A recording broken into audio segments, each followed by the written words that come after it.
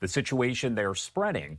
Israel launching those strikes again on Hezbollah in Beirut, Lebanon overnight. You can see the smoke rising once again in that live look on the right-hand side of your screen. And of course, I do want to get to all of the latest information here. Let's pop up some of this video coming in out of CENTCOM, as today does mark day 6 with the U.S. and Israel conducting those continuous strikes on the current Iranian regime and the Iranian Revolutionary Guard strongholds within Tehran. Now, Iranian state television today airing a violent message from Iran's Ayatollah Abdullah Javadi Amali. In that message, the Ayatollah calling for the, quote, shedding of blood from President Trump and Israelis. Again, a very violent message that is now coming in there from the Ayatollah.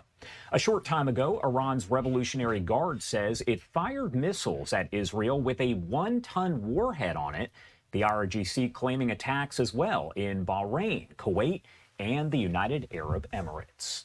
Israel's military also releasing this video here, saying that it carried out a wave of strikes that began overnight, targeting sites in Tehran that are crucial to Iran's ballistic missile deployment and storage. The Israeli military saying it struck Iranian operations who were preparing a missile launcher to be used against Israeli aircraft, preventing any kind of launch.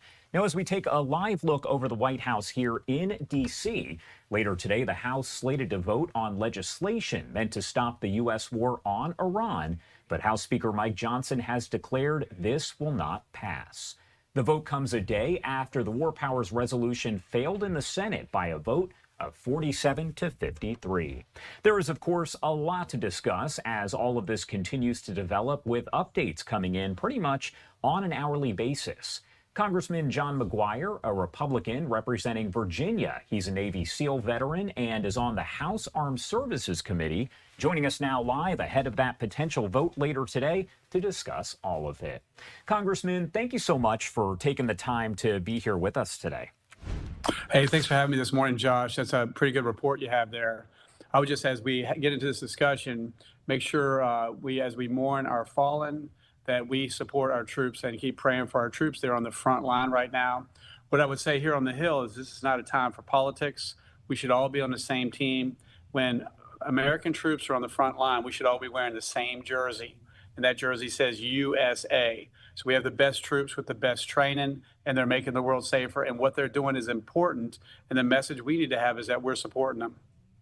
And I wanted to ask you kind of about that more in depth here, because what is your message to folks who are planning to vote in favor of a War Powers resolution saying that they want control over this? What is your message to them? Well, you know, when Obama had troops on the ground in Syria, I think 14 months, thousands of missiles and bombs dropped or launched. You didn't have this issue. And they're trying to control this president no matter what he does. But he has a commander-in-chief. As a commander-in-chief, he has to have the flexibility to make decisions, and they're trying to handcuff him. So I'm hoping that it fails. You know, this is we have a great planning team with General Crane, Pete Hegseth, and everyone else. They're making good decisions. I mean, it's unbelievable. They took out 49 of their leaders in one shot. That could have taken 6 months to a year. So the number one thing you want to do is take out the leadership. Number two, command and control. And number three, their ability to wage war. You probably know these launchers are the biggest threat. They've built thousands and thousands of ballistic missiles. And during negotiations with Steve Witkoff and Jared Kushner, they said we have enough uranium for 11 nuclear bombs. And as the number one state sponsor of terror, they said if we get a nuclear bomb, we are going to use it. So we need all hands on deck. We need to support this president, support our military, and we need to finish the job.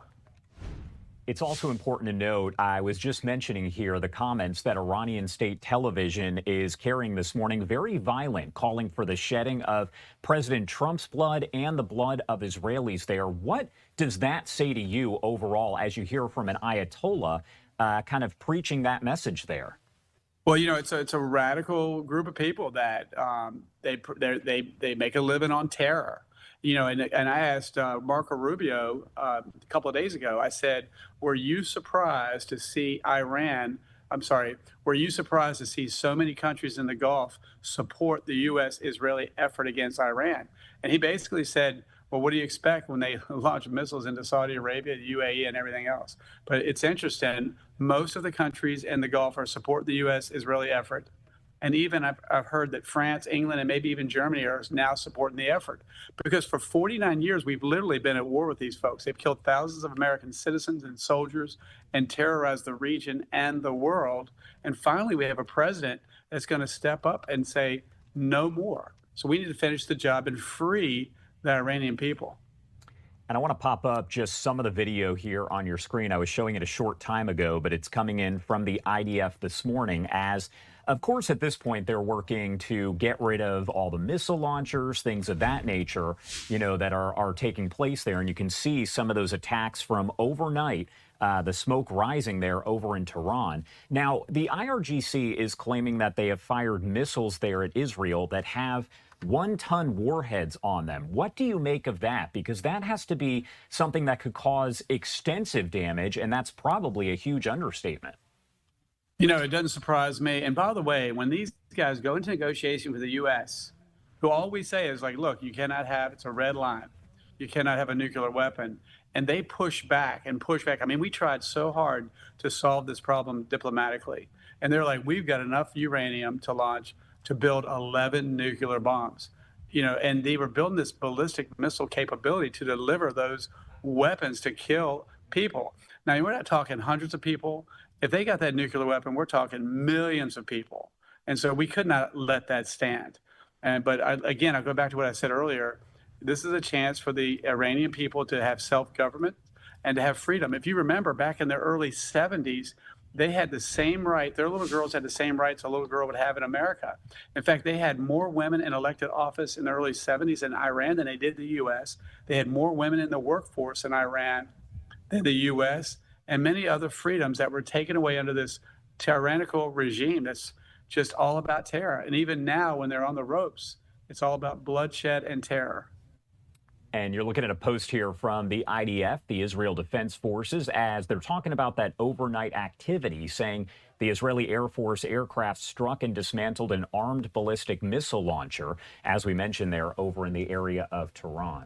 Congressman, I know that we mentioned here that you are a Navy SEAL veteran. So how does your experience there shape your understanding of this situation as a whole and what's going on there in the Middle East? One thing we learned in the military and in the Navy SEALs is there's a bully on every corner. And if you don't stand up to them, it just gets worse. The only thing these people understand is, sadly, is power. So we have to stop them. They will not stop until we eliminate their ability. And you talked about launchers. Those missile launchers are one of the biggest threats, and they are hard to find.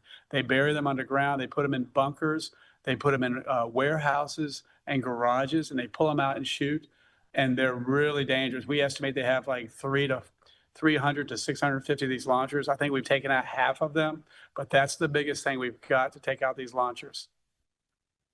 How closely would you say that Congress as a whole is being briefed on all of this? I know there's a lot of closed-door briefings. There's only so much that can be spoken because we're talking about classified information. But how closely is Congress, lawmakers there, yourself included, being kind of updated on everything?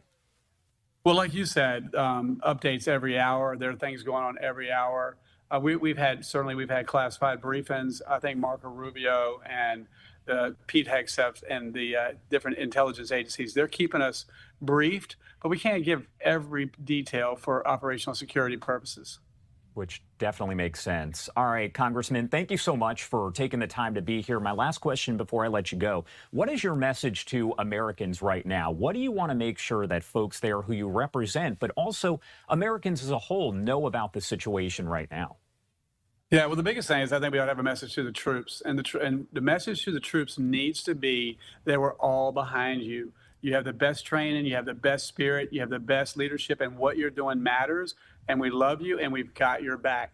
That should be the only message. Can you imagine you're downrange and you're next to your brothers, and they may or may not make it in a dangerous situation, and you've got politicians talking trash about what you're doing?